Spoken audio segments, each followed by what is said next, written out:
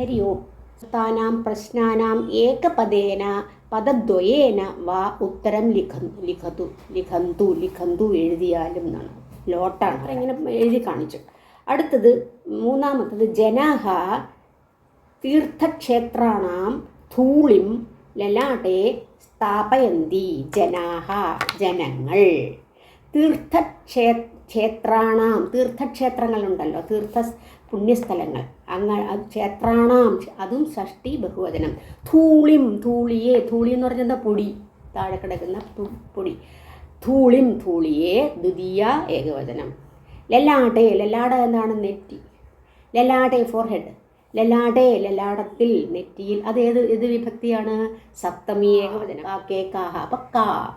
അപ്പോൾ എന്ത് ചെയ്യണം? കാ കഷ്ടാനി സഹമാന പ്രവഹതി. അടുത്ത വയം ഗൗരവ